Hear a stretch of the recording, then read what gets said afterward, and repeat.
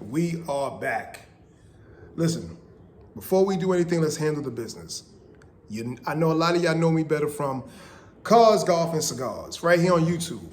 Go there, subscribe, hit the like button. I know a lot of y'all know me from Mogul Talk One-on-One, right here on YouTube. Go to Mogul Talk One-on-One, hit the subscribe button. I really do have that kind of content that you're going to appreciate and you're going to tell somebody about, and you're going to let them know, why aren't you subscribed to Kadon Sterling at the FA Podcast, Mogul Talk One-on-One, Cars, Golf, and Cigars. There's another one, but some of y'all don't even know that's my channel. I'll tell y'all about that later. But let's get right into what we're here for. Sean P. Diddy Combs arrested in New York City. Oh my goodness. Listen, if you don't want, and this part is for him and this part is for everybody, if you don't want your private life to be scrutinized by the public, don't put your private life in the public.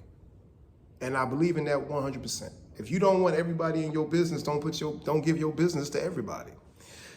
That being said, these are the reasons why I feel that this man right here is going to prison. And he did it to himself.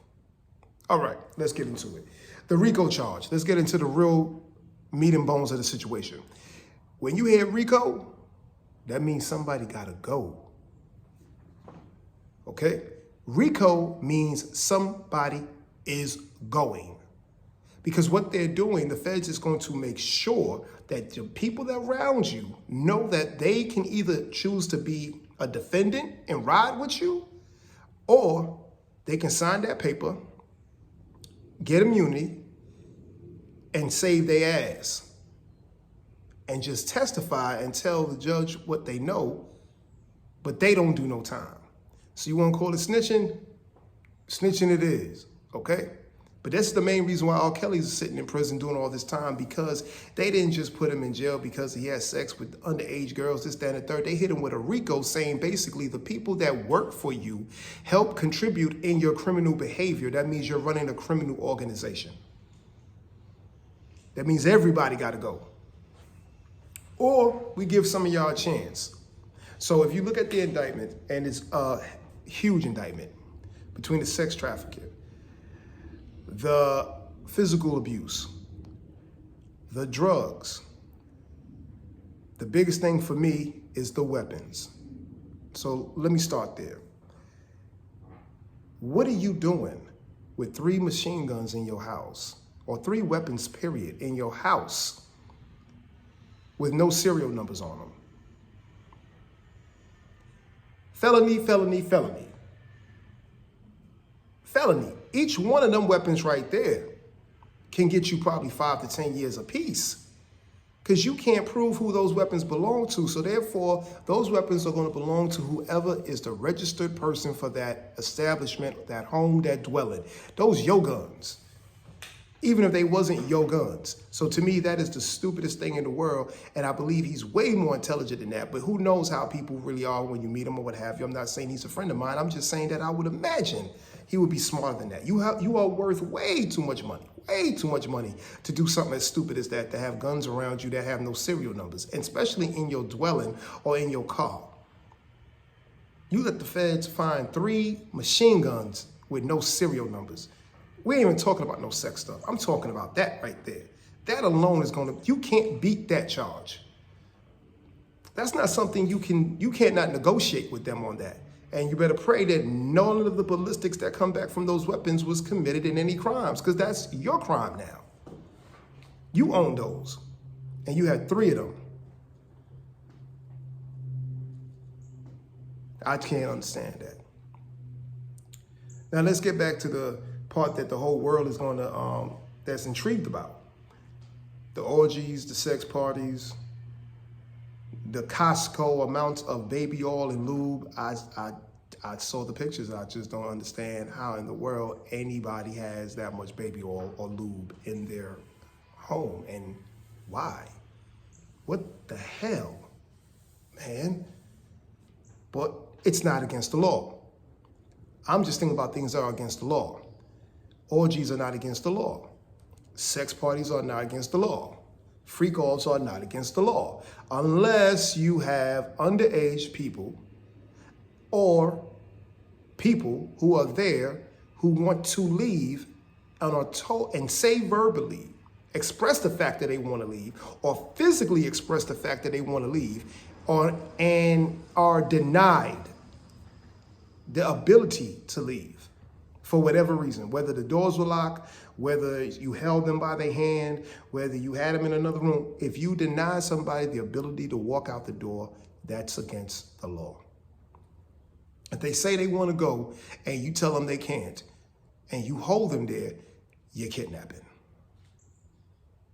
And if you're having sex with them, now is a sexual crime, because now it's considered almost unconsensually having sex with somebody who didn't want to be there. And if you drugged them or gave them drugs to keep them there so you can have sex with them, it's a tremendous against the law. Those are against the law. Now, what I do feel he probably could fight, or his lawyer's gonna have a good time, not good time, but have a easier thing to fight in, is the whole paying people for sex thing. The problem is the fact that going across state lines. All right, prostitution is illegal in most of the places in this country except for Nevada. So if they can prove that you actually wired money to somebody who they call a commercial sex worker to have them come do whatever you needed them to do, both of y'all broke the law. The person took the money, broke the law. The person sending the money broke the law. There's a lot of people that's going to get in trouble with this, simply because he's not doing it hand to hand. He has people, he has handlers that he take care of that handle all those things for him. Those are the people that's going to be called to the witness stand. And those are the people that's going to actually flip. Because those are the people the feds are going to say, do you want to be a defendant and ride with your man and we can all go to trial? Or you can sign this piece of paper. Tell us what we need to know. We'll let you go, but you're going to testify. And how far does it go? Now, what I really feel one of his other weaknesses is for his case, I'm not going to lie to you. That white kid, the white kid he had in Miami with him, and he was trying to get on his plane to fly someplace, and he got bagged for having that weight on him. That's a liability right there. Because now you're using this white kid as a mule, and they going to squeeze him to death to find out who gave you the money to buy the drugs, what's your yearly salary, so how could you afford this much drugs in a year if it wasn't given to you? So who told you to buy it, and where did you buy it from? Who's the connect for this? Because they're going to get to the plugs. They're not just wanting him now. He's a plug that knows hundreds of other plugs. They want all the plugs. He's a plug for entertainment, music, film, TV, entertainment, period. Sean Combs is bigger than the music industry itself. He's a bigger, iconic businessman than just music. He is the industry. That's what he is. That's what you're looking at. You're not looking at just a music producer. This dude right now has been graduated from that. From the clothing line, the cologne, the spirits. He's way bigger than that. But guess what? When you get that high up, who do you know? When you become Jefe, you know nothing but other Jefes. And they're going to want to get all the Jefes you know. Because all y'all run together. So they're going to squeeze the people that's not Jefe. They're going to squeeze all the underbosses. I'm going to say a name right now. Harv Pierre, I don't know how he going to stay out of it. I don't know how Harv going to stay out of it. I don't know how he going to stay. Harv been around more than 20 years with Puff. More than 20 years. Harv is the underboss for everything Bad Boy, basically. Let's just keep it 100. If you know the game, if you know the industry, you know this. You know I'm not lying. So anything that went down, allegedly, how can he not know, or how can he not be a part of it?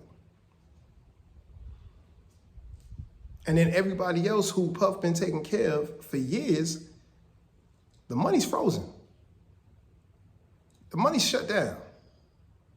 My man's selling houses to liquidate, not because he broke. It's because he's liquidating to make sure that no matter what, because even when you are multi worth 200-300 million, you may not have access to 200-300 million because you have a lot of assets. So you got to liquidate so you can get that money. You worth that money, but you may not go to the bank and say, you know, cut me a check right now for 110 million. But you still worth 500-600 million because of everything that you own and you got your hands into. You got to start liquidating. He's liquidating. He's selling the jet now too. The private jet is down going. What do you need it for? You don't need it. You ain't jetting nowhere. You jetting his ass at the Brooklyn house in the detention center. Now let's get back to why I personally feel the support for him will never be there the way people think it will be there, and I'm gonna tell you why. Once we saw and we were witness to that horrific video with Cassie, no matter how much you looked at Puff and was like, that's that dude, this, that, and the third, you know, black excellence, black businessman, black icon, mogul, it don't make no matter, bro. That's why I'm naming this episode Legacy Loss Part 2. Part 1 was the fact of you damaged the reputation of your name, and your name is connected to your children. This part 2, is how much you have completely just damaged yourself because you've damaged other people. Once we saw that video, we, as a culture, immediately, mentally and emotionally cut ties with him. Immediately. Because you can't tell me you saw that video and can justify anything that you saw. And if you know what we all know to be true, you know that wasn't the first time he attacked that young lady like that. People that attack people like that, they do it because they can. And they know that you're not gonna fight back. That don't happen one time. That's years and years to get like that. For you to be as brazen to run down a hallway with no drawers on and a towel and punch this young lady in the side of her face, kick her in her face, throw her to the ground, and then pull her by her hair back in the hotel room and make her stay there. That's felony after felony after felony. That's why the state of California can't put that charge on him because of the statute of limitation for 7 years because nobody actually called the cops. But the feds can, and they are. And they're adding that to their case of abuse. They have built him up to be one of our greatest monsters of somebody who actually abuses their power. And it just keeps getting more and more and more. First we thought it was Epstein, then Weinstein, now Combs. Same traits. Hugh Hefner, the same traits. Same damn traits. Have parties at your house because you can control your dwelling with your security. Everybody's gonna come to your party because you're the coolest cat in their industry, and everybody wants to be there because they feel if they ain't at your party, they didn't go to no party because you're known to throw the parties of the year every single time. My man been throwing $1 million birthday parties for himself for over 17 years. So imagine his Thanksgivings, his Christmas, his New Year's party, and the parties after the party. People are going, but top people in top positions are going. And what do you do when they get there? It's the same thing that Hugh Hefner did. You film everything for leverage, for kink, for kink for sure, because you want to watch everybody do something. You have to be the puppet master. That is a narcissist. That is a puppet master. He has to be the one controlling everything around him 24 hours of the day, or he is not having it. That's what narcissists, rich narcissists do. They control their personal environment in their world where they can do no wrong because it's their world. Who's going to tell them something? Everybody that's around them eat because they're around them. Everybody that's around them pay their rent because they're around them. So once he know he got you like that, what you gonna say? You can't say nothing to him but yes, it's cool, and turn your back, look the other way. But you're still there in that environment and you're still there taking his directions. That's why they calling it the Combs Enterprise. RICO. I paid you to go do this. I paid you to go do that.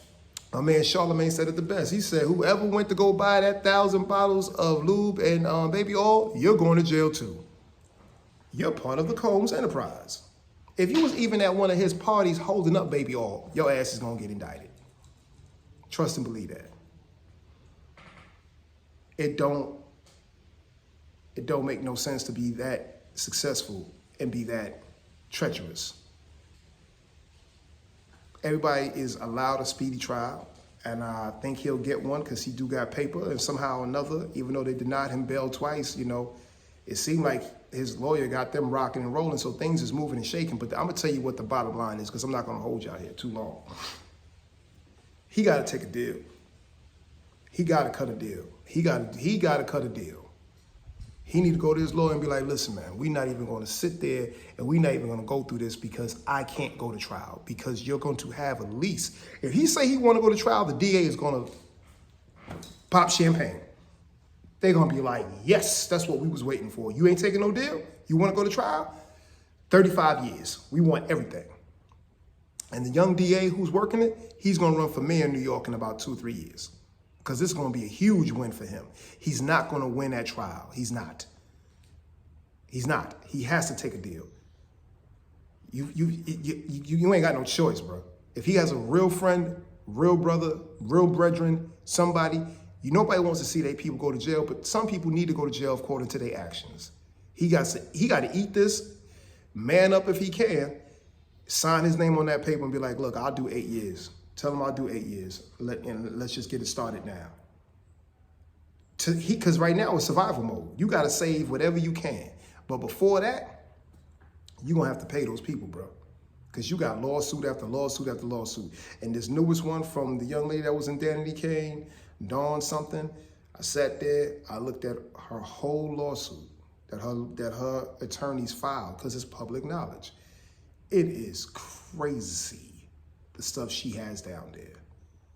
The stuff that she has in that lawsuit, bro, not saying that it's true. I'm just saying I read it and I'm saying what she's saying and her lawyers are saying about him that happened to her during her time of being in Danity Kane and being part of Dirty Money is it's a movie.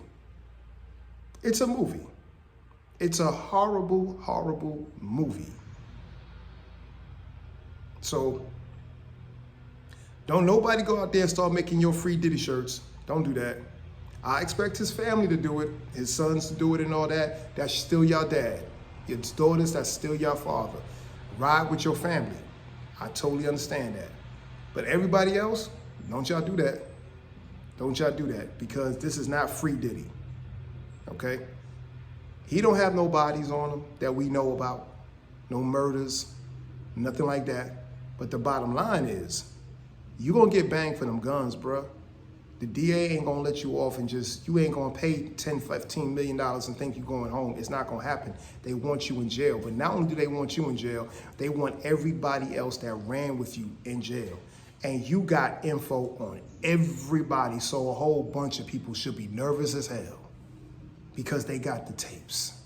They got the video. Believe me, they got audio. The DA got so much stuff they ain't even telling y'all yet. The feds got so much. They are waiting for you to try to make your move so they can make another move. Make your move so they can make it. They've already thought about everything. He's going to make bail. He has money. He has access. We know. We ain't got to take his money. We ain't got to give him no bail. All we got to do is say you're too dangerous to the public. And we know with all the money that you have that you can go do anything. You do a Russell Simmons, go to Bali, buy yourself a resort, and never come back to the United States to face jurisdiction charges on anything. Okay, that's why they're not gonna let you get to your money. They're not. Legacy lost, man. It's a shame because this dude was really our culture's biggest icon of what music mogul, entertainment mogul, business mogul, black and fly, black excellence. He was the flag carrier for that. So for us, for this generation, we're very disappointed. Very disappointed. You're 54 years old, bro. You made it. You did what you had to do. You secured your family. You did everything you had to do, and you did it big. And now it's all over. Same thing with R. Kelly. The greatest of our generation. And it's over. I can't even count Bill Cosby because he wasn't my generation. But the same disappointment goes to all of them. Y'all did it so big, and y'all ruined y'all legacy. Legacy Laws Part 2 right here. Fearless Ambition Podcast. Leave me a comment. Let me know what you think. Let me know your opinion. I appreciate y'all. Thank y'all for watching.